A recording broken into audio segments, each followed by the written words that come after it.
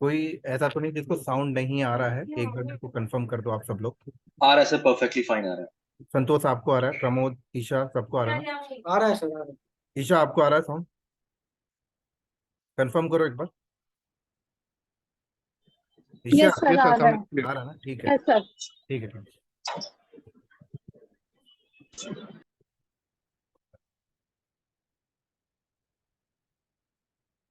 तो आज से हम लोग स्टार्ट करते हैं।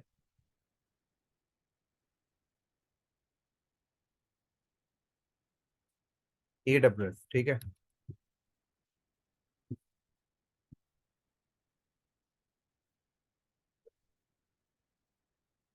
AWS छोटा सा ओवरव्यू फिर से देना चाहूंगा AWS के बारे में। AWS जानने से पहले आपको ना कुछ टर्म्स आपको समझना होगा। और टर्म्स क्या है? क्लाउड कंप्यूटिंग, ठीक है। देखो मैं चाहूँ तो डायरेक्टली स्टार्ट कर दूं प्रैक्टिकल को, नहीं है ना? लेकिन कहीं ना कहीं आप एक्सपीरियंस होने के बाद भी ना एक छोटा सा दिमाग में डाउट रह जाता है। वो डाउट ये रह जाता है कि क्लाउड प्रोवाइडर ऐसी कौन सी टेक्नोलॉजी को यूज करते हैं जो आपको ये फैसिलिटी प्रोवाइड कर रहे हैं। तो मैं नहीं चाहता कि आप मेरे से क्लास लेने के बाद आपको भी ये डाउट फ्यूचर में कभी रहे, ठीक है। तो इस डाउट को मैं क्लियर करके चलना चाहता हूँ। What is the cloud computing?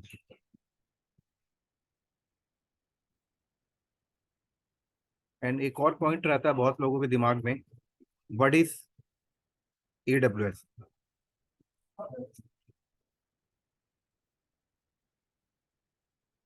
ठीक है। तो सबसे पहले अगर आप क्लाउड को अलग करें और कंप्यूटिंग को अलग करें, तो दोनों का मीनिंग अगर आप समझते हैं तो क्लाउड मीन्स जस्ट लाइक बादल, जो आप स्कूल से पढ़ते आ रहे हो कि क्लाउड मीन्स बादल। कंप्यूटिंग का मतलब होता है कि किसी भी कंप्यूटर पे, किसी भी कंप्यूटर पे आप जब प्रोसेस स्टार्ट करते हो तो that is the meaning of the computer.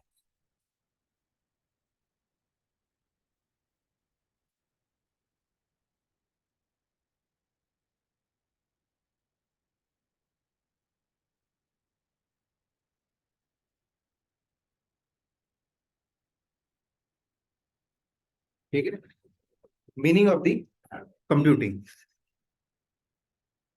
मान लो आपके पास एक कंप्यूटर है, ठीक है। आप इसमें, अगर ये कंप्यूटर आप यूज नहीं कर रहे हो तो that is a electronic device, और अगर आप इसे यूज करना स्टार्ट करते हो तो that is the meaning of the computing. Computing हम लोग प्रोसेस को भी कंप्यूटिंग बोलते हैं। मान लो ये कंप्यूटर है, उसमें मैं कोई प्रोसेस कर रहा हूँ, दैट इज द कंप्यूटिंग, ठीक है।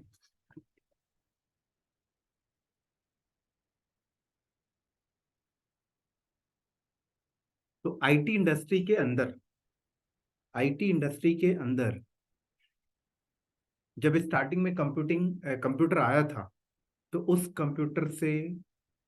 कंप्यूटर में जब प्रोसेस हम लोग करते थे, प्रोसेस मींस लाइक उस कंप्यूटर को ऑन करना, उसमें कोई फाइल सेव करना, उस पे कोई सॉन्ग प्ले करना, कोई PDF में काम करना। तो ये जो प्रोसेस हम लोग करते हैं ना, इसी प्रोसेस को टेक्निकली लैंग्वेज में कंप्यूटिंग कहा जाता है। क्या कहा जाता है? टेक्निकल लैंग्वेज में क्या बोला जाता है सर? कंप्यूटिंग।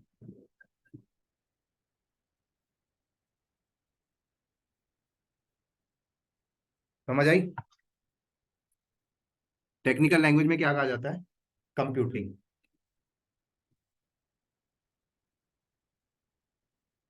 धीरे धीरे मार्केट में क्या हुआ, उस कंप्यूटर से कंप्यूटिंग की सर्विस लेने का ना तरीका बदलता गया। तो जैसे जैसे तरीका बदलता गया, लोग ना उसे एक मॉडल नेम असाइन करते गए। और आज लेटेस्ट जो चल रहा है वो क्लाउड कंप्यूटिंग चल रहा है। तो कुछ मिनट मेरे को दोनों देना, सारी चीजें मैं क्लियर करता हूँ। जब IT वर्ल्ड के अंदर स्टार्टिंग में कंप्यूटर आया था तो उस टाइम पे मैंने आपको बताया कि कंप्यूटर को आप मूव नहीं कर सकते थे। आपने देखा होगा बहुत बड़े बड़े कंप्यूटर्स होते थे, कंप्यूटर को एक लोकेशन से दूसरे लोकेशन मूव नहीं कर सकते थे। इवन ये भी फैसिलिटी नहीं थी कि कंप्यूटर आपका एग्जिस्टिंग एक ही लोकेशन में हो, बट मैं किसी और लोकेशन से बैठकर रिमोटली उसे यूज करूं, रिमोट लोकेशन में बैठ के उससे कंप्यूटिंग की सर्विस लूं, ये फैसिलिटी भी नहीं थी क्योंकि नेटवर्किंग था नहीं आपके पास। तो उसकी वर्किंग स्टाइल, उसका यूज करने का स्टाइल देखते हुए उसको कहा गया कि ये डेस्कटॉप कंप्यूटिंग मॉडल का पार्ट, ऐसे असाइन कर दिया। ठीक है, धीरे धीरे क्या हुआ, मार्केट आगे जाता गया, आईटी वर्ल्ड के अंदर नेटवर्किंग जैसा कॉन्सेप्ट लॉन्च किया गया। और जब नेटवर्किंग जैसा कॉन्सेप्ट लॉन्च किया गया तो फिर देखा गया कि एक कंप्यूटर दूसरे कंप्यूटर से कनेक्ट हो रहा है, और एक कंप्यूटर को दूसरे कंप्यूटर से बैठ के रिमोट लेके भी हम उसे यूज कर रहे हैं, मतलब रिमोट में बैठ के भी उस कंप्यूटर से कंप्यूटिंग की सर्विस हम लोग गेट कर रहे हैं। ठीक है, ये वर्किंग स्टाइल मार्केट में आया, और इस वर्किंग स्टाइल को क्या कहा गया, क्लाइंट सर्वर कंप्यूटिंग। क्यों कहा गया, क्योंकि क्या होता था कंपनी के अंदर, एक कंप्यूटर ये है, इसके अंदर हम कोई एक ऐसी सर्विस कॉन्फ़िगर कर देते हैं जो हमारे पास और भी कंप्यूटर्स हैं, वो कंप्यूटर्स उस कंप्यूटर से वो सर्विस ले रहे हैं, तो सर्विस लेने वाला क्लाइंट हो जाता है और देने वाला सर्वर हो जाता है। तो ये वर्किंग स्टाइल मार्केट में आया, और इस वर्किंग स्टाइल को देखते हुए कहा गया कि ये कौन से मॉडल का पार्ट है, ये आता है आपका इस मॉडल में, क्लाइंट सर्वर कंप्यूटिंग। किसमें आता है, क्लाइंट सर्वर कंप्यूटिंग। लेकिन क्लाइंट सर्वर कंप्यूटिंग के भी ड्रॉबैक्स थे। ड्रॉबैक्स ये था कि ये सर्वर है और ये क्लाइंट है, ये तीनों के तीनों क्लाइंट है, इस सर्वर से कनेक्ट है और उससे सर्विस ले रहे हैं। कल को ये सर्वर पे और भी क्लाइंट्स, मतलब और भी क्लाइंट्स आके इससे सर्विस लेते हैं, तो सर्वर के पास उतनी हार्डवेयर कैपेसिटी है नहीं, उतना रैम सीपीयू है नहीं, उतना हाई उसका निक कार्ड उतना है नहीं कि उतनी ज्यादा ट्रैफिक को हैंडल कर पाए। तो बाद में क्या होता है, सर्वर आपका चोक होता है, जाम होता है, हैंग होता है। तो जब सर्वर हैंग होता था तो हम लोग क्या करते थे पहले, कि डाउन टाइम लेते थे, और डाउन टाइम लेके सर्वर की हार्डवेयर कॉन्फ़िगरेशन को अपग्रेड करते थे। जैसे आज भी आपने देखा कि इंडियन गवर्नमेंट के अंदर, इंडिया के अंदर आज भी आप देखो कि एसबीआई का जो बैंक है वो रात को 2 बजे आपको शट डाउन में मिल रहा है। मेंटेनेंस रात को 2 से 5 क्यों जा रहा है मेंटेनेंस में, क्योंकि आज भी आपका एसबीआई बैंक वाले आज भी क्लाइंट सर्वर कंप्यूटिंग कॉन्सेप्ट को यूज कर रहे हैं। ये तो एक एग्जांपल है, ऐसे गवर्नमेंट सेक्टर में, इंडियन गवर्नमेंट में बहुत सारे ऐसे डिपार्टमेंट्स हैं जो आज भी क्लाइंट सर्वर कंप्यूटिंग मॉडल का इस्तेमाल करते हैं। ठीक है, उसके बाद ये ड्रॉबैक्स था कि यार डाउन टाइम नहीं देना है, क्योंकि आज आप देखो गूगल की साइट कभी डाउन आपको मिलती है क्या, अमेजोन की कभी मिलती है क्या, इंस्टाग्राम कभी डाउन मिलता है क्या, फेसबुक कभी डाउन नहीं मिलता। सर क्यों नहीं मिलता, क्योंकि वो नेक्स्ट मॉडल को यूज कर रहे हैं। क्या कर रहे हैं, और नेक्स्ट मॉडल क्या है आपका, क्लस्टर कंप्यूटिंग।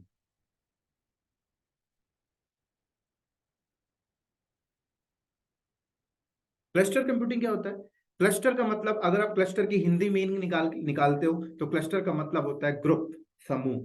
जब एक काम को, एक ही काम को लोग समूह में मिलके करते हैं, ग्रुप में करते हैं, तो that is the meaning of the cluster. इसका बेनिफिट ये होता है, एक ही काम को अगर ग्रुप ऑफ लोग कर रहे हैं तो 2-4 लोग बीमार भी हो जाए तो वो काम बंद नहीं होता, उसको कहते हैं क्लस्टर। तो कंपनी में कहा गया कि जो सर्वर हम लोग कॉन्फ़िगरेशन करते हैं इसको भी क्लस्टर बेस से कॉन्फ़िगर करते हैं। अगर 2-4 मशीन कभी डाउन भी हो जाए तो आपकी साइट कभी डाउन नहीं जाएगी। 2-4 मशीन का हार्डवेयर कॉन्फ़िगरेशन इंक्रीज भी करना होगा तो बाकी मशीनें रिस्पॉन्स कर दिया करेंगी। तो इसको कहा जाता है क्लस्टर कंप्यूटिंग। अब क्लस्टर कंप्यूटिंग में क्या होता है, देखो नंबर ऑफ सर्वर्स होते हैं, इन सारे ये सर्वर है, 3 सर्वर है, तीनों सर्वर पे सेम एप्लीकेशन कॉन्फ़िगर करेंगे और बीच में लोड बैलेंसर लगा देते हैं। तो अगर मान लो एक दो ये सर्वर अगर क्रैश होता है तो ये दोनों रिस्पॉन्स दे देंगे, दोनों क्रैश होगा तो एक रिस्पॉन्स दे देगा। तो ये जो मेथड था इसको कहते हैं क्लस्टर कंप्यूटिंग। इसके भी ड्रॉबैक्स थे। इसके ड्रॉबैक्स ये थे कि जो आपके नंबर ऑफ सर्वर्स है ये एक ही बिल्डिंग के अंदर रखा हुआ है, अगर ये बिल्डिंग कभी क्रैश हो जाए तो सारा वेबसाइट डाउन। तो फिर कंपनी ने प्लान किया, आईटी वर्ल्ड के अंदर क्या हुआ कि ये सेटअप अगर एक लोकेशन में है तो ऐसी सेटअप दूसरे लोकेशन में लगाया जाता है। दूसरे लोकेशन में लगाया जाएगा, ऐसी तीसरी लोकेशन में लगाया जाएगा, और सारे सेटअप को क्या करेंगे, आपस में कनेक्ट कर देंगे। तो ये काइंड ऑफ जो कनेक्टिविटी बन जाती है, ये एक जियो नेटवर्क बन गया, जियो टाइप का। मतलब कि अगर एक लोकेशन डाउन होगा तो दूसरे लोकेशन वाले से रिस्पॉन्स हो जाएगा। जैसे गूगल का डेटा सेंटर क्या है सर, हर कंट्री में लगा हुआ, अगर एक कंट्री में कोई नेचुरल डिजास्टर हो जाए उसको कोई फर्क नहीं पड़ता, तब भी गूगल का चलता रहेगा। तो ये क्या है, ये इसको, इस मॉडल को कहा जाता है ग्रिड कंप्यूटिंग। क्या कहा जाता है? Grid computing. ठीक है। और इन्हीं सारे मॉडल्स को कंबाइन कर कर एक नए कुछ फीचर्स डालकर एक नया मॉडल लॉन्च कर दिया गया, क्लाउड कंप्यूटिंग। समझ आ गई? अब देखो क्लाउड कंप्यूटिंग क्या है। अब जैसे ये वर्ल्ड है, ठीक है, ये आपकी दुनिया है, इस दुनिया के अंदर क्या है, बहुत बड़ी बड़ी कंपनियां बैठी हुई हैं। लाइक एक माइक्रोसॉफ्ट बैठी हुई है, एक amazon बैठी हुई है, एक ऑरेकल बैठी हुई है, एक एक्स माइक्रो एप्पल बैठी हुई है, हर कंपनी बैठी हुई है, HCL बैठी हुई है, विप्रो बैठी है, TCS बैठी है, इन्फोसिस, सारे बैठे हुए हैं। अगर मैं HCL के हिसाब से बात करूं, विप्रो के हिसाब से बात करूं, तो ये लोग भी ये सारे मॉडल्स को यूज करते हैं। ठीक है, ये लोग भी ये सारे मॉडल्स को क्या करते हैं सर, यूज करते हैं। लेकिन जो विप्रो है, HCL है, ये क्या बोलते हैं, ये कहते हैं हमारे पास अगर ऑर्डर आएगा तो हम ये सारा सेटअप लगाएंगे, like desktop computing, client server computing, cluster, grid, ये हम तब लगाएंगे। हमारे पास इतना बजट नहीं है कि हम एडवांस में लगा कर रखें अपने क्लाइंट के लिए, पता है, ये इनका फंड है। और अगर आप क्लाउड कंप्यूटिंग को एक्चुअल समझना चाहते हो ना, तो क्लाउड कंप्यूटिंग का मतलब सर, क्लाउड कंप्यूटिंग ना 20 साल से चल रही है मार्केट में। किसी भी कंप्यूटर को अगर आपने रिमोटली एक्सेस कर लिया, that is the meaning of the cloud. बात खत्म हो गई सर यहाँ पे। अगर मैं आज आपके कंप्यूटर को टीम वीवर में ले लेता हूं, आज आपके कंप्यूटर को एनी डिस्क ले लेता हूं, मतलब मैं क्लाउड कंप्यूटिंग यूज कर लिया। क्योंकि क्लाउड कंप्यूटिंग का मतलब मैंने आपको पहले बताया, किसी भी कंप्यूटर को यूज करते हो, that is the meaning of computing. किसी भी कंप्यूटर पे बैठ के आप प्रोसेस कर रहे हो, आप उसको टेक्निकल लैंग्वेज में कंप्यूटिंग कहा जाता है। तो आप एक बात बताओ, आप तो 10 साल पहले, 20 साल पहले, 5 साल, 6 साल, 7 साल से आप अपने सर्वर्स को रिमोट लेके काम कर रहे हो, तो क्या था, वो भी क्लाउड कंप्यूटिंग था। अगर HCL कंपनी को किसी क्लाइंट का डेटा डेटा सेंटर लगाना, तो HCL कंपनी किसी क्लाइंट का डेटा सेंटर लगाती है, फिर जो डेवऑप्स इंजीनियर हायर करती है, वो अपने अपने लोकेशन में बैठ कर रिमोट लेके काम कर रहे हैं। क्लाउड कंप्यूटिंग है सर। वो कंप्यूटिंग की सर्विस जस्ट लाइक क्लाउड की तरह है। मतलब क्लाउड का मतलब, कहा गया कि हम कंप्यूटिंग की इंस्पायर हुए ये लोग क्लाउड से। ठीक है, तब लॉन्च किया गया क्लाउड कंप्यूटिंग। ये लोग इंस्पायर ये हुए कि जिस तरीके से आपको पूरे वर्ल्ड में कहीं भी आप जाओगे तो आपको बादल दिखाई देगा ना, ऐसी कंप्यूटिंग आपको प्रोवाइड करेंगे हम। इस चीज से इंस्पायर होकर इन्होंने क्लाउड कंप्यूटिंग रखा। तो HCL कंपनी या विप्रो कंपनी जो चीज प्रोवाइड कर रही थी, राइट, रिमोटली, लेकिन वो पूरे वर्ल्ड में एक्सेसिबल नहीं था। मतलब मैं किसी भी कोने में जाके नहीं मिल पाता था मुझे, किसी भी कोने में जाके मुझे वो चीजें अवेलेबल नहीं हो पाती थी। लेकिन Amazon वालों ने क्या किया, पूरे वर्ल्ड में इन्होंने अपना फिजिकल डेटा सेंटर लगाया। पूरे वर्ल्ड में इन्होंने अपना फिजिकल डेटा सेंटर लगाया, एडवांस में लगाया। इन्होंने ये नहीं देखा कि ऑर्डर आएगा तो लगाएंगे, एडवांस में लगाया, अपने पैसे इन्वेस्ट किए। फिर इन्होंने अपना एक पोर्टल बनाया और बोला हमारे पोर्टल पे जाओ, आपको वर्ल्ड के किसी भी कोने में अगर इंटरनेट चल रहा है तो आप वहां से कंप्यूटिंग की सर्विस ले लोगे। तो ये क्या है, ये जस्ट लाइक एक बिजनेस हुआ। लोगों ने बिजनेस, एक नया बिजनेस मार्केट में लाके दिया, और इस बिजनेस का नाम रखा गया क्लाउड कंप्यूटिंग।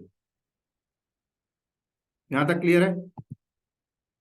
आर्यन कंफर्म करो, प्रमोद, संतोष, मेरे को रिस्पॉन्स आना चाहिए। Yes, sir. Yes, Yes, yes, sir. sir. Isha response आना चाहिए। Yes, sir, confirm. हाँ मैं ना, ठीक है, कोई डाउट तो नहीं आता? No, sir. तो इस तरीके से क्या किया गया मार्केट में, लॉन्च किया गया। अब मैं आपको एक बात बताता हूँ कि इन्होंने बैकएंड में किया क्या है। ठीक है, मैं आपको बताता हूँ। फॉर एग्जांपल ये मेरा लैपटॉप है, ठीक है। मैं अगर आपको अपने लैपटॉप की कॉन्फ़िगरेशन एक बार शो करता हूँ।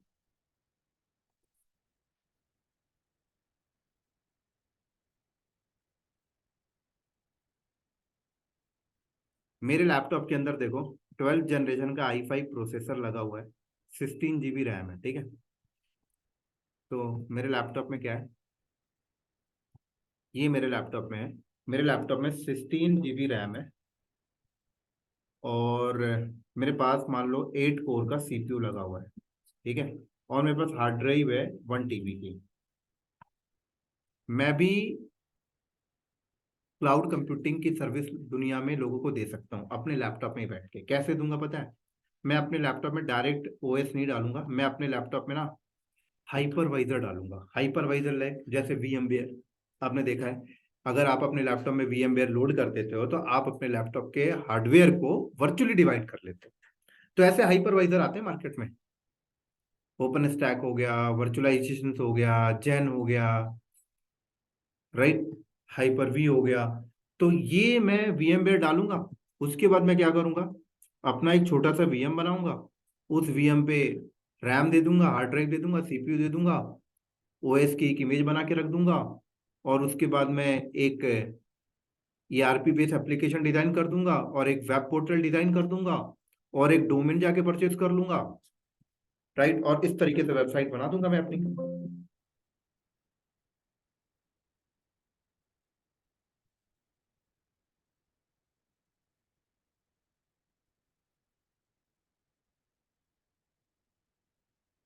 इस तरीके से, ठीक है, इस तरीके से रेडी कर दूंगा। फिर मैं आपको बोलूंगा आप मेरी ये वेबसाइट पे जाओ, आप एक लॉगिन आईडी पासवर्ड बनाना। लॉगिन आईडी पासवर्ड बनाने के बाद आपको एक डैशबोर्ड दिखेगा। डैशबोर्ड में आपको ना VM दिखाई देगी। आप फ्यू क्लिक करना तो VM रेडी हो जाएगी और उस VM को आप रिमोटली एक्सेस कर लेना और अपनी एप्लीकेशन डिप्लॉय करके जो काम करना आप करना। तो मैंने आपको एक कंप्यूटर दे दिया, वर्चुअल कंप्यूटर। जैसे आपको बादल किसी भी कोने में दिख रहा है, ऐसे वो कंप्यूटर आप एक्सेस कर सकते हो जहां पे इंटरनेट चल रहा हो। तो मैं भी क्लाउड प्रोवाइडर बन गया। मैं क्या बन गया? Cloud provider. अब आप बोलोगे सर इतना आसान है क्या क्लाउड प्रोवाइडर बनना?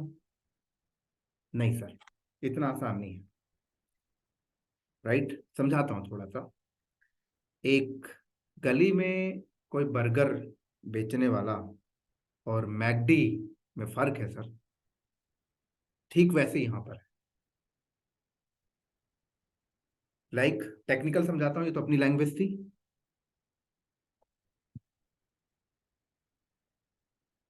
ये अब देखो, मान लो आपने मेरे पोर्टल पे गए, ठीक है, आपने कंप्यूटर एक्सेस कर लिया, बढ़िया काम कर रहे हो, कर। अब आप ना मेरे को फोन बोलते हो कि भाई साहब मेरे को ना जो मैं आपसे ना 2 GB की वर्चुअल मशीन लिया था, मेरे को ना 10 GB की चाहिए। तो मुझे पता है क्या करना पड़ेगा? मुझे पहले देखना पड़ेगा कि मेरे हार्डवेयर में 10 GB खाली है। अगर खाली है तो ठीक है, अगर खाली नहीं तो क्या, या तो मैं उसको मना करूंगा। और अगर मैं उसको मना करूंगा तो दूसरे क्लाउड प्रोवाइडर के पास चला जाएगा। क्यों? दूसरा क्लाउड प्रोवाइडर कहता है कि मैं तो 4000 GB तक का VM दे दूंगा आपको। क्यों दे दूंगा? उसके पास इतनी कैपेसिटी एडवांस में। अगर मैं चाहता हूँ मेरा कस्टमर ना जाए तो मुझे ना अपना हार्डवेयर चेंज करके बड़ा हार्डवेयर लगाना पड़ेगा। चलो ठीक है, मैंने बड़ा हार्डवेयर लगा के प्रॉब्लम को सॉल्व कर लिया, मैंने दे दिया आपको 10 GB वाली VM। फिर थोड़े दिन बाद आप आते हो कि भाई साहब स्टोरेज भी देते हो क्या आप? तो अगर मेरे पास स्टोरेज की कैपेसिटी इतनी है तो मैं दे दूंगा, नहीं तो फिर मैं पहले अपने लोकल में सैन स्टोरेज लगाऊंगा, खरीदूंगा मार्केट से। उसके लिए पैसा होना चाहिए, तब मैं स्टोरेज दे पाऊंगा। चलो मैंने स्टोरेज भी प्रोवाइड कर दिया। अब थोड़े दिन के बाद आप आते हो, कहते हो भाई साहब आप F5 का फायरवॉल देते हो क्या? Juniper check point firewall service देते हो क्या? लो भाई, अब नई डिमांड आ गई, तो मुझे फायरवॉल पहले बैकएंड में लगाना पड़ेगा। उसके लिए मेरे को पैसा चाहिए। अब आप बोलते हो कुछ दिन बाद लोड बैलेंसर देते हो क्या? आप कुछ दिन बाद बोलते हो कि आप DNS की सर्विस देते हो क्या? कुछ दिन बाद आप बोलते हो कि आप मशीन लर्निंग की सर्विस देते हो क्या? कुछ दिन बाद आप आके बोलते हो ये देते हो, वो देते हो, ये देते हो, वो देते हो। तो ये सारी चीजें देने के लिए मुझे क्या करना पड़ेगा, बैकएंड में पहले एक बड़ा सा इन्वेस्टमेंट करना पड़ेगा। इतना पैसा है क्या मेरे पास? इतना पैसा है तो मैं मार्केट में कॉम्पिटिट कर सकता हूँ। इसीलिए कहा जाता है कि आप 10 साल पहले भी क्लाउड कंप्यूटिंग यूज कर रहे थे, पता है? जब से आप कंप्यूटर को रिमोटली एक्सेस कर रहे हो तो आप क्लाउड कंप्यूटिंग ही यूज कर रहे हो, लेकिन सर्टेन लोकेशन से ही एक्सेस कर पाते थे, पूरे वर्ल्ड से नहीं। लेकिन जो अमेजोन वाले आए, ये पूरे वर्ल्ड में अपना डेटा सेंटर बिछाया और बोला कि हम हर एक चीज देते हैं जो डेटा सेंटर में लगाने के लिए यूज होता है। हर एक लोकेशन से एक्सेस देते हैं और इतना फास्ट एक्सेस देते हैं कि आपको रियलाइज भी नहीं होगा कि वो आपके इधर लगा है या कहीं और लगा। समझ आई मेरी बात में? हाँ जी। Yes sir. इसीलिए क्लाउड कंप्यूटिंग और क्लाउड प्रोवाइडर में AWS वाले फेमस हैं।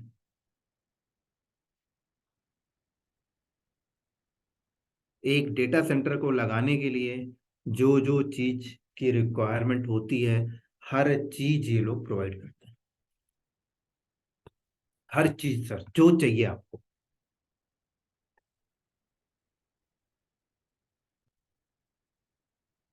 क्लियर है Santosh? Yes, sir. Yes, sir. Pramod, Yes, sir. Isha, Aryan, yes sir, clear. Clear है ना?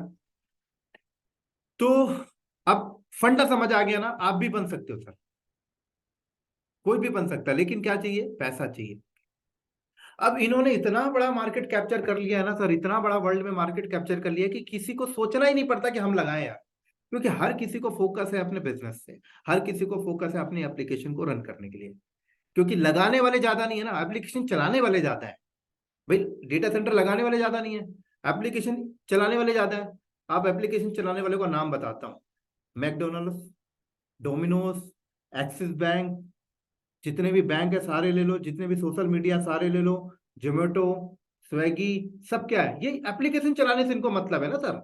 आप जोमेटो को बोलोगे भाई डेटा सेंटर अच्छे से लगा ले, उसको क्या लेना देना सर? उसका सोर्स ऑफ इनकम क्या है? फूड डिलीवर करने से मतलब है ना, उसके लिए उनकी एप्लीकेशन चलनी चाहिए, बात खत्म। और क्या चाहिए उनको बताओ?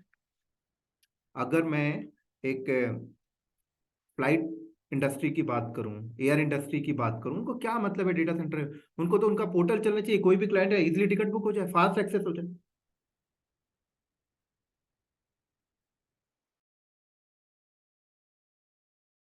समझ आ रही है ना बात यहाँ पे? Yes sir. Yes, yes. तो यूजर्स मार्केट में बहुत ज्यादा है पूरे वर्ल्ड में। एक मिनट रुको।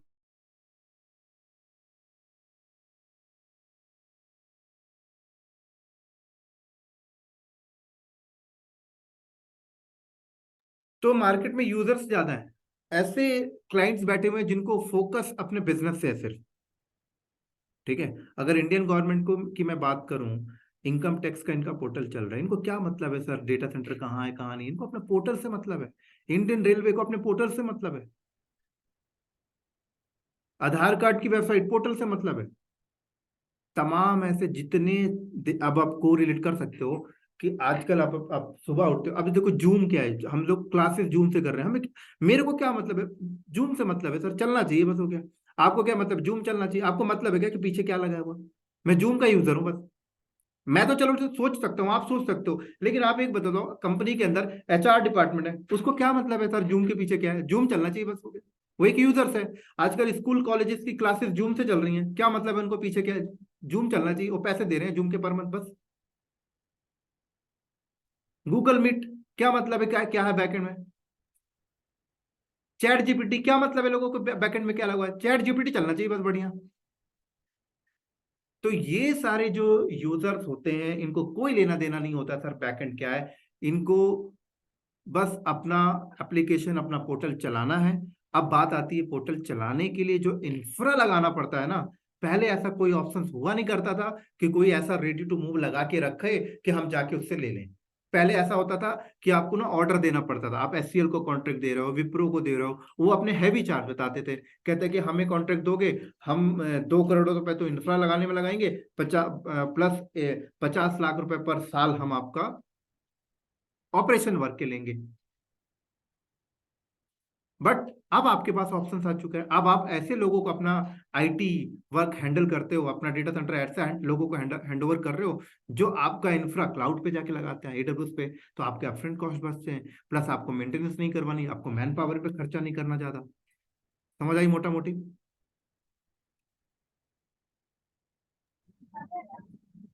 Yes.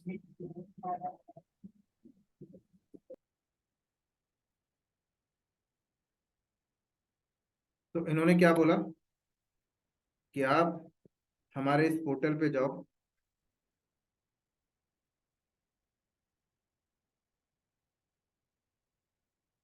क्या नाम है, AWS लॉगिन कंसोल पोर्टल पे जाओ। ये हमारा पोर्टल है, यहाँ जाओ और पहले आप क्रिएट एडब्ल्यूएस अकाउंट करो। अब आप मुझे बताओ, आप में से कौन अकाउंट बनाएगा अभी? मैं उसको राइट दे रहा हूं, इस स्क्रीन शेयर करके अकाउंट बनाए, कौन बनाएगा? मेरा तो सर अपन नहीं मे, है ऑलरेडी। मेरा तो ऑलरेडी है सर। है संतोष? अच्छा मैं मोबाइल में हूँ actually।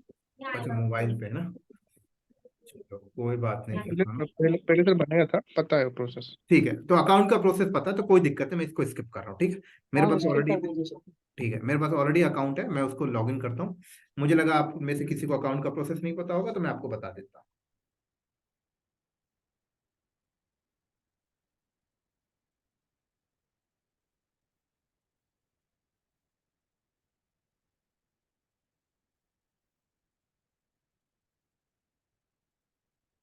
देखो, सबसे पहले यहाँ आओ,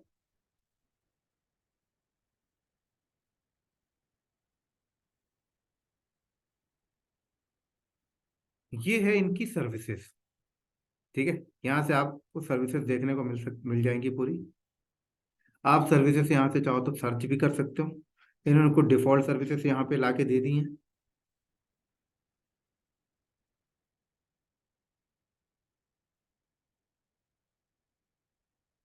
उसके बाद आपको यहाँ दिख रहा है, यहाँ पे आपका अकाउंट का नाम दिखाई देता है। आप जब भी अकाउंट बनाते हो तो आपको एक अकाउंट आईडी मिलती है, ठीक है। आपका बिलिंग डैशबोर्ड यहाँ से देखने को मिल जाएगा। आप सर्विस कोटा, अगर आपके अकाउंट में कोई कोटा लगा हुआ है कि आप इतने रिसोर्सेज से ज्यादा नहीं क्रिएट कर सकते, तो आपको यहाँ दिखाएगा, या फिर आप कोटा खुद लगा सकते हो, ठीक है। उसके बाद यहाँ जाओगे तो ये AWS ने इतने सारे कंट्रियों में अपने डेटा सेंटर को लगा के रखा है। इंडिया में आप देखो तो देखो, इन्होंने मुंबई में लगाया है। कहाँ लगाया है इंडिया के अंदर? इंडिया में इन्होंने कहाँ लगाया था? मुंबई में लगाया। एक इनका अभी हैदराबाद में भी प्रोसेस चल रहा है, ये देखो हैदराबाद, इन्होंने एक हैदराबाद में रिसेंटली लगाया है। कह रहा है कि ये जो रीजन है ना, ये आपके अकाउंट में अभी इनेबल नहीं है, आप चाहो तो इनेबल कर सकते हो यहाँ पे क्लिक करके, ठीक है। आप सेटिंग में जाओ, इनेबल कर सकते हो, लेकिन ये कह रहा है ये रीजन आपके अकाउंट में अभी इनेबल नहीं है, इसलिए डिस्प्ले नहीं हो रही। ये सारे न्यू रीजन से अभी अभी आए। तो इंडिया में देखो 2 रीजन हो गए इनके, हैदराबाद में इन्होंने लगा दिया, दिल्ली में नहीं लगाया। अच्छा वो दिल्ली में नहीं लगाया, दिल्ली के लोग आग उसको में ना, उसमें भी पेट्रोल डाल के जला लेते हैं। मजाक कर रहा हूँ।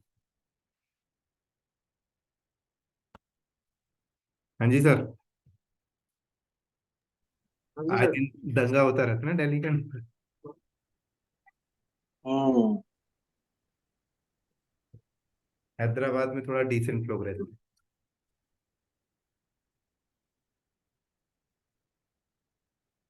अभी तो करंट में आप कहाँ रहते हैं सर? दिल्ली में या आउट ऑफ दिल्ली? मेरा पूछ रहे हो? Yes sir. मैं तो आउट ऑफ दिल्ली रहता हूँ सर,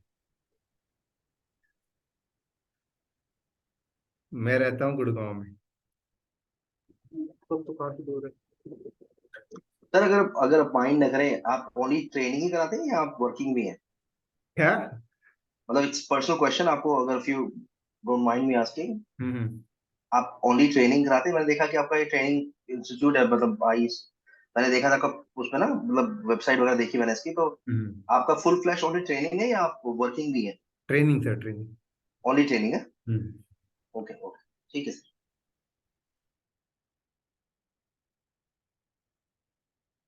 तो ये इनके क्या है सर, यहाँ पर देखो, ये रीजंस है इनके। ठीक है, रीजन 1 2 3 4 5 6।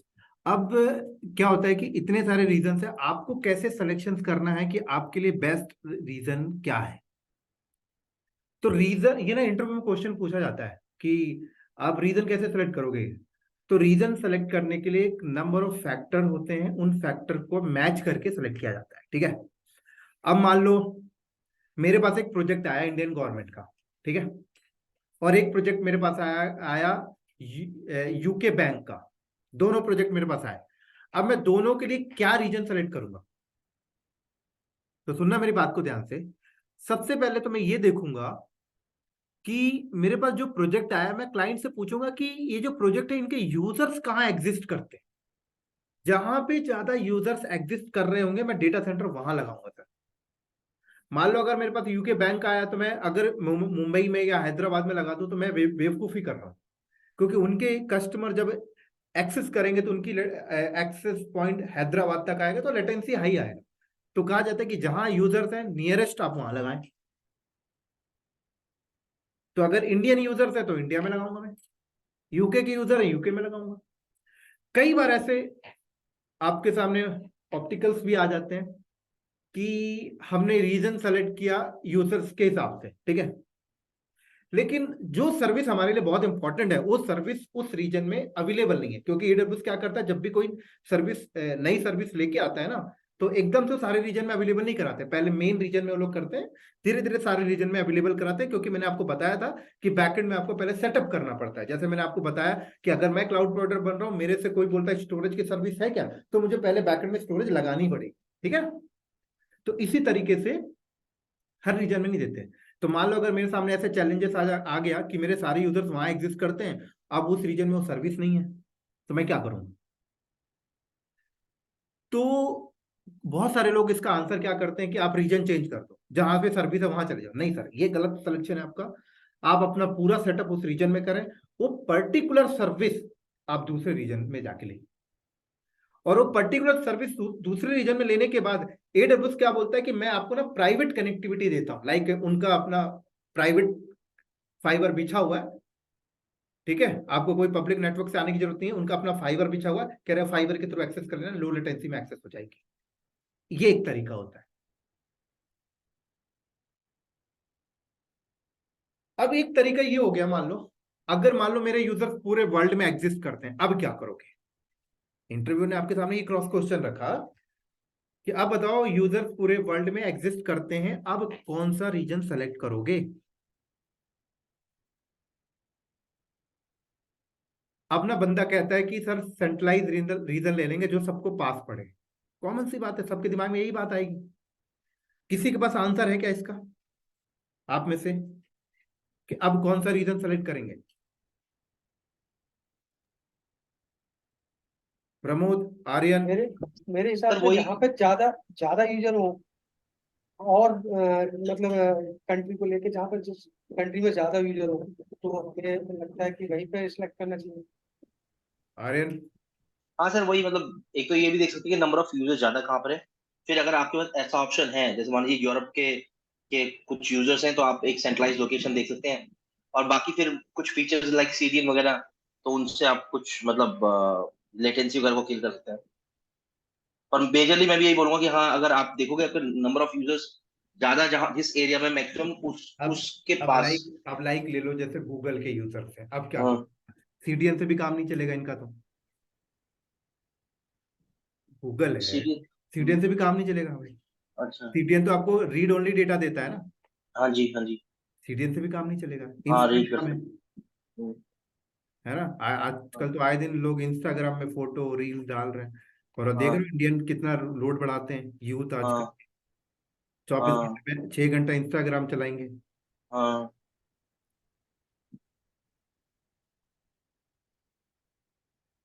सर इस केस में, हाँ बोलो बोलो बोलो। इस केस में आइडिया नहीं सर। इस केस में कंपनी क्या करती है मैं आपको बताऊं, पूरे वर्ल्ड में लगाएगी डेटा सेंटर, पूरे वर्ल्ड में, पता है, यहाँ भी लगाएगी, यहाँ भी लगाएगी, यहाँ भी लगाएगी, यहाँ भी, यहाँ भी, यहाँ भी, यहाँ भी, सब जगह लगाएगी। और ऐसे ही सेटिंग करेगी कि यूजर जिस लोकेशन से आ रहा है उसकी ट्रैफिक उसी लोकेशन में भेज दो, उसी लोकेशन के डेटा सेंटर में, पता है। हाँ जी। इसीलिए गूगल हमेशा फास्ट होता है। अब ये चीजें देखो, आपको मैं दिखाई देता हूँ, टॉपिक तो नहीं पहुंच रहा वहां तक, लेकिन मैं आपको दिखा देता हूँ कि चीजें होती कैसे हैं। छोटा सा पिक्चर आपको दिखा देता हूँ तो माइंड को फ्यूचर को रिलेट आप अच्छा कर पाओगे।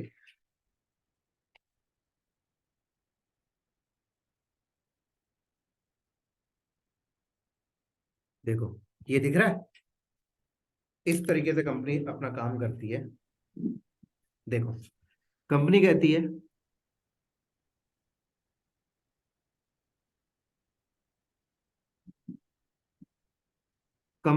है फेल ओवर। हम्म, कंपनी ने प्राइमरी सेटअप लगाया और सेकेंडरी सेटअप लगाया, प्राइमरी और सेकेंडरी। कहा प्राइमरी में ट्रैफिक जाएगी, जब प्राइमरी डालोगे तब सेकेंडरी में जाएगी ट्रैफिक, ठीक है। हम्म, अब प्राइमरी में जब ट्रैफिक आएगी ना, तो कंपनी में छोटा कर रहा हूं, कंपनी बोलती है जियो location rule.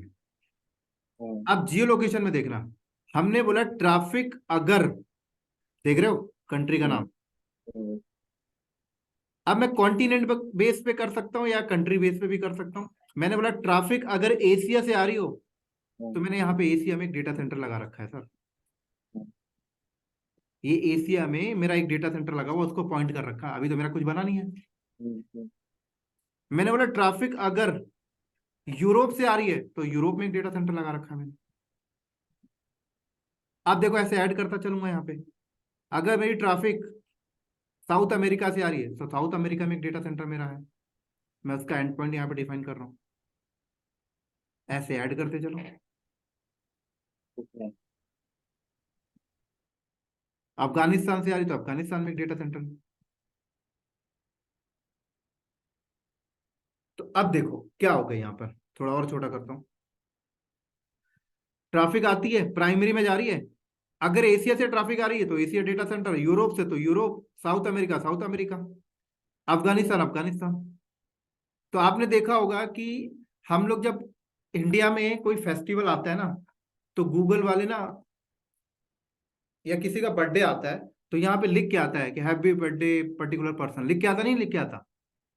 Yes sir customise रहता है। लेकिन अगर आप यूरोप में गूगल खोलोगे तो आपको नहीं दिखेगा। उनका हाँ अलग रहेगा। क्या हो क्या रहा है, सोर्स के बेस पे उन्होंने ट्रैफिक राउट कर दिया। मतलब इंडिया के डेटा सेंटर में ही चेंजेस की जा रही है केवल। Right right.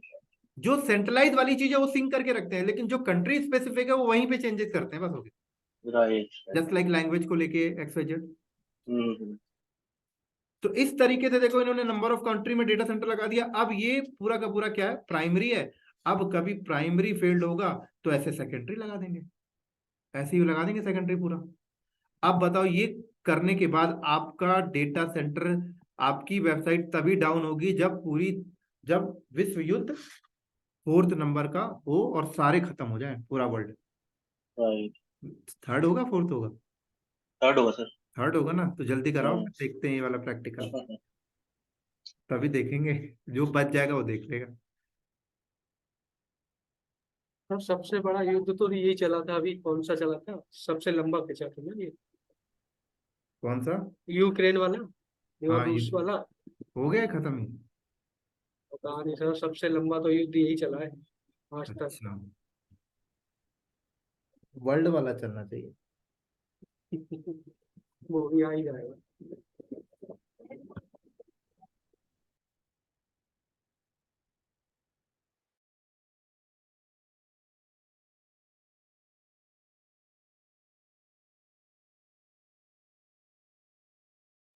समझ आ रही बात यहाँ पे? Yes sir. सर तो यस इस तरीके से चीजें चल रही होती है सर। तो अब आंसर दे दोगे? कोई आपसे कंपनी पूछता है कि भाई रीजन सिलेक्शन कैसे करेंगे? हाँ जी बिल्कुल। अब देखो ये लोग जो रीजन तैयार करते हैं ना, रीजन के अंदर ना इनके जोन होते हैं सर, और जोन के अंदर इनके डेटा सेंटर होते हैं। जस्ट लाइक हैदराबाद और मुंबई, क्या? जैसे कि हैदराबाद है, मुंबई है, ये जोन है, नहीं, ये रीजन है। ये रीजन है। देखो इन्होंने किया क्या होगा, इन्होंने हैदराबाद में डेटा सेंटर लगाया, ठीक है, तो ये इनका एक रीजन है। क्या है? ये रीजन है।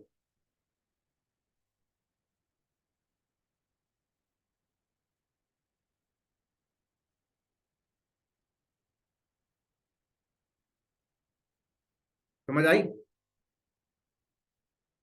अब रीजन के अंदर ये क्या करते हैं, अब ये इन्होंने कोई प्लेस देखा होगा। अब प्लेस के अंदर ये जैसे आप यूनिवर्सिटी में होता है ना, एक कैंपस, दो कैंपस, तीन कैंपस, ऐसा होता नहीं होता? हाँ जी। Yes sir. बिल्डिंग, दो बिल्डिंग, तीन बिल्डिंग, ऐसे ही होता है, एक बिल्डिंग, दो बिल्डिंग, तीन बिल्डिंग। अब ये इसको ना बोलेंगे जोन ए, हैदराबाद का जोन ए है, इसको बोलेंगे जोन बी, इसको बोलेंगे जोन सी।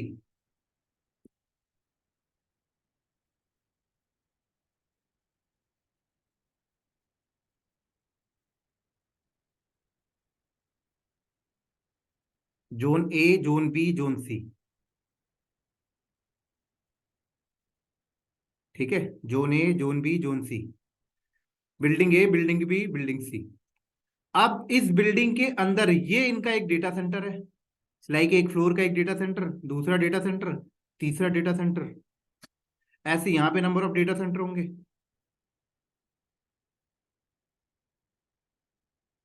यहां पे नंबर ऑफ डेटा सेंटर है। ये डेटा सेंटर आपस में कनेक्टेड होंगे, जोन आपस में कनेक्टेड होते हैं। अब ये कहते हैं कि आप अपना रीजन सेलेक्ट करो, रीजन सेलेक्ट करने के बाद आप जोन सेलेक्ट करना जब भी रिसोर्सेज बनाने जाओ।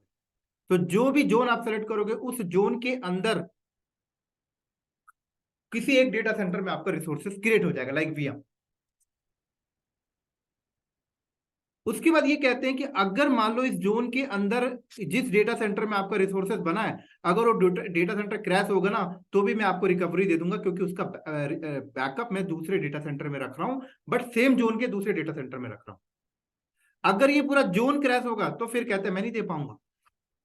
लेकिन अगर आपको चाहिए कि अगर ये जोन क्रैश हो तब भी मेरे को इसका रिकवरी मिल जाए, तो ये कहते हैं कि फिर ना आप जोन टू जोन रेप्लीकेशन लगा लो, उसका पैसा दे देना मुझे। तो जब आप एक जोन का दूसरे जोन से रेप्लीकेशन लगाओगे, तो आपको पता होगा कि जोन सी का जोन बी के साथ रेप्लीकेशन मैं कर रहा हूं, तो जोन सी कभी क्रैश होता है नेचुरल डिजास्टर में, तो मेरी रिकवरी मिल जाएगी, लेकिन उसका चार्ज लेंगे आपसे। लेकिन मान लो ऐसे अगर तीनों जोन क्रैश हो गए, तो तभी कहते हैं कि बाय डिफॉल्ट तो अगर तीनों जोन क्रैश हो जाते हैं तो मैं आपको रिकवरी नहीं दे पाऊंगा। लेकिन अगर आपने क्रॉस रीजन रेप्लीकेशन लगा रखा है कि हैदराबाद से मुंबई रीजन के साथ रेप्लीकेशन लगा रखा है, तो कहते हैं मैं मुंबई से आपको दे दूंगा, बट उसका कॉस्ट लगेगा। तो ये इनकी एक प्लानिंग है सर, काम करने। समझ आ गई मेरी बात यहाँ पे? हाँ जी। यस सर, बिल्कुल सही sir. Got it. Yes sir. तो ये इनकी एक वेल प्लानिंग है। आप अब कभी भी देखना इंटरव्यू में यहाँ पे भी फंसा देते हैं, है ना। देखो हवा हवाई में तो लोग कहते रहते हैं कि AWS आपको अच्छी डिजास्टर रिकवरी देता है, अच्छा सब कुछ देता है, लेकिन चीजों को भी समझो कि ऐसा नहीं है कि आपने चीजें क्रिएट कर ली, आपका वेल प्लानिंग नहीं है, आपने क्रॉस जोन रेप्लीकेशन नहीं लगाई, क्रॉस रीजन रेप्लीकेशन नहीं लगाई, और जोन क्रैश होने के बाद आप AWS को कह रहे हो कि मेरे को ना रिकवरी दे दो। भाई आप पढ़ क्या रहे हो? पढ़ तो यही रहे हो ना, सिस्टम को समझना। सब कुछ तो बना बनाया। अगर एक चार्टेड अकाउंट क्या करता है, गवर्नमेंट ने सारा सिस्टम बना के रख दिया, चार्टेड अकाउंट बनने के लिए क्या करना है, वो सारे सिस्टम को समझना है। तो डेटा सेंटर तो बना हुआ, AWS सब कुछ रेडी, हमें इनके सिस्टम को समझना है कि जब भी हम कंपनी में जाएं इंप्लीमेंट करें तो हम प्रॉपर वे पे करें। ऐसा ना हो कि हमने बिना जोन एप्लीकेशन की चीजें क्रिएट कर दी और हम ये दिमाग में बैठा के बैठे यार रिकवरी देगा रिकवरी देगा, बाद में कभी कुछ हो गया तो फिर वही सवाल आएगी, डॉक्यूमेंटेशन आपने रीड नहीं किया क्या पहले? समझ आ रही मेरी बात यहाँ पे? हाँ जी। Yes sir. क्लियर है? Yes clear. तो किसी को कोई डाउट है यहाँ तक, क्वेश्चन पूछ सकते हो। आज हम लोग यहीं पे स्टॉप करते हैं। नो नो कुछ नो भी? सर। आर्यन, संतोष, नो सर नो। ठीक है नो ना? Sir, clear sir. तो ये कल की भी रिकॉर्डिंग और आज की भी रिकॉर्डिंग मैं आप लोगों को कल प्रोवाइड कर दूंगा, आप सबको, ठीक है? हेल्प डेस्क में एक बार पिंग कर देना कि मैं इस बैच से हूँ और मुझे रिकॉर्डिंग चाहिए। क्लियर है? कहाँ पे पिंग करना है सर? ये मैंने नंबर लिखा ना, 8595086419। Okay okay. ठीक है, कल मिलते हैं फिर हम सेम पे। Bye bye. Okay sir, good night.